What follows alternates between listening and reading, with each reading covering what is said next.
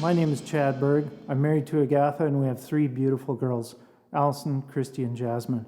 Together we own and operate Chad's Auto Repair Shop. Have you ever heard the phrase, after you were created, the mold was broken? This is usually meant as an insult, but there's more truth to it than we realize. God made us all unique. He did break the mold after we were created, and just thinking about that makes me feel pretty special. Not that I'm such an awesome person, but He's created me with special talents and interests and characteristics that nobody else is exactly the same. God is not in the business of creating people in a production line. He's made us all completely unique. This thought really intrigued me because you see, I'm a car nut, a hot rodder, a gearhead, motor oil in my veins. You get the picture.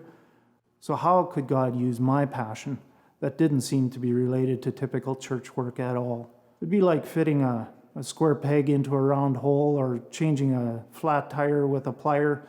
With enough grit and determination, you can make it happen, but it just doesn't work out quite right. I found myself asking God, as a shop owner and mechanic, how does my daily life fit in your plan? Is what I do for my own selfish ambition, or do you have a bigger plan in mind? The thought of using my shop and my talents to help people in need as a way of serving God quickly formed in my mind. So for 2 years, some men and I prayed for a sign and a bit of a direction and vision for what this might look like. December of 2007, Pastor Philip phoned me one day and said somebody out of the blue just showed up at the office and wanted to donate his car. Unbelievable. It had never happened before, and I knew that God was starting to direct us in a way. There was a few days later, somebody phoned the church and asked if there was any possibility they might be able to use a car for a while. Another part to the whole thing that had never happened before. God has amazing timing and signs that we could see clearly that He was leading us to a direction right now. So with the shaky legs of a newborn colt, we stepped forward in what is known now as a G-Force Auto Ministry. I'll never forget that time. It's a pretty overwhelming feeling handing the keys over to that client that is so desperately in need of a vehicle, that mother that is wanting to get going again after an abusive situation. And it's there's so many hours, volunteer hours that have been invested, and so many dollars that have been donated. We've had well over 200 cars donated already. All because people believe that our faith in Jesus should show in how we live and how we love others. People are getting back on their feet, getting a job, being able to support their families. Some are being able to get out of debt because of that extra little help that we're able to give them. You realize that all those long hours and money spent is worth it when you hear about experiences like that, how people's lives are changed. We had an amazing experience with one of our clients that has a son that is severely handicapped. He's in a wheelchair and they have to tube feed this guy. Everything that he does, she has to help him with. She has to physically lift him out of the wheelchair and put him into a vehicle. We had a little minivan that we let her use for a time, but there was no ramp or wheelchair lift or anything in there. So that's what she had to do. It was a back-breaking experience for her every time she had to do that. One day there was some people that showed up in the shop asking if I was Chad, the guy that was working with the auto ministry in the church. I said, yes, I was. They wanted a little explanation of the whole program, and I was happy to tell them all about it. Well, they said that they had a vehicle that they wanted to donate, and they weren't sure if we'd be able to actually use it. Well, we've seen all sorts of interesting things show on the yard. We've had boats donated, we've had little scooters donated, all sorts of things. So I figured nothing would actually surprise me. But this lady went on to explain that the vehicle that they had to donate was a full-size van, and it had a wheelchair lift. I almost had to sit down at this point, and when I got up the gumption to tell her how an important donation that was, and how we had this lady that was in need of a wheelchair lift van because of her disabled son, it was just a really amazing moment for everybody involved right there, because we knew that there was a higher power involved in this whole situation.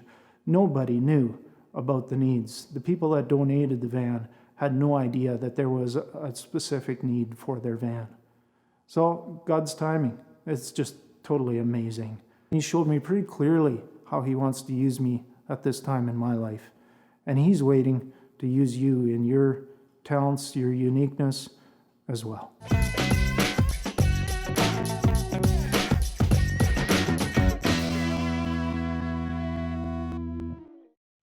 All right, so here we are, Chad, 13 years later. Wow. We both look a little older now, I think. So there. Feel a little older too. Yeah. You and I look back on those early years of G-Force with a lot of fondness. We were trying to figure out a lot of those things, so that was a lot of fun. Yeah. And yet here we are. Like I said, 13 years later, we've managed to sustain this ministry for all those years. How have you done it? Well, there's definitely different aspects to that. It's certainly not just me. The only way this can possibly work is with people's support, and that comes in various different ways. Donation funding was very important at the beginning to keep this ministry going. Yeah. Vehicles being donated was critically important. People in need, and I don't know if that'll ever go away completely. There will always be somebody that's going to need a little helping hand. An active board that helps with the interviews and connects with the people that are in need. All of these things need to be in place in order for this to continue to grow. Yeah. Not only has it been sustained, but it's been sustainable. Like when you think of the donations that have come through at just the right time, right? There's been key donations that have made it possible to fix multiple cars. That's right. Yeah, when somebody donates a vehicle, sometimes these vehicles come in, 3 or 4-year-old vehicles. The mileage is up there, but they're still beautiful vehicles. And they're excited that we're going to give them out to a single individual. Well, we look at the value of that vehicle and do the math on it, and we realize that often we can fix up 3 or 4 vehicles with that amount of money. So we'll fix this up, and then we'll put it out on the market, and we'll sell that. And we'll end up blessing 3 or 4 different families with that one donation of a vehicle. Wow, that's good. Yeah. What would have been, so again, this is you using not only your passion for cars, but also your business, right? We couldn't do this without Chad's auto repair shop. A little plug for you right there. Thank you. Yeah. But what have been the challenges as a business owner to combine your passion, your business, and your impact for the kingdom? Yeah, that's been an interesting journey. Some will have the attitude that church is for Sunday and during the week is your business. Well, for us, we get reminded pretty much on a daily basis about G-Force. We're dealing with something, whether it is a vehicle that is broken down, whether it's somebody that's looking for information, somebody that's wanting to donate a vehicle. This just goes on. And there's a human side of me that says, you know what, I don't have time for this right now. I'm busy trying to earn a living. I don't have time for this. But the good Lord is tapping me on the shoulder and saying, you know what, you asked for my help throughout the day for blessings on your business. And here I am reminding you that I am here, but I need you to help me with my kingdom building at the same time. Yeah, I think what I love about G-Force is when you think of the gospel being good news, like here we go, let's be good news for people. Here, we're going to get you, we use the phrase, get you back on your feet, but we get to give people back on 4 wheels in many regards. Yeah. We got to hear some really neat stories in that video. I mean, the story of the van being donated with the wheelchair lift was, we just see God's fingerprints all over that. When you think of some of the opportunities, the stories that you've got to be a part of over the last 13 years, what are those opportunities? What are the things that you think about? Wow, there's so many, and for me to pick some out of a hat, obviously that wheelchair one was key, and it just, it almost makes your heart stop for a little bit, realizing how awesome that is. But there's so many things that come in such a timely manner. We look at the funding for the ministry diminished not zero or anything like that, but on its way to that. And somebody comes and donates a vehicle that we can end up selling. My wife gives me a gentle reminder that we've got way too many scrap cars on the yard. I need to get rid of those. A scrap guy shows up and asks if we have any cars that we need to get rid of. All of this comes in so many little blessings, maybe not as big and huge and awesome as that wheelchair van donation, but all of those little things, just those gentle reminders that God is still in control and wants us to continue with this ministry. Wow, that's good.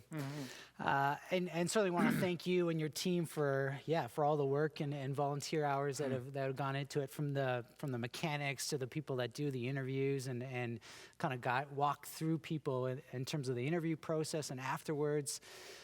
When you think about encouraging other business owners to use their business, their passions to make an impact for the kingdom, what would you say to them? Well, God creates us all uniquely, as I mentioned in the video prior to.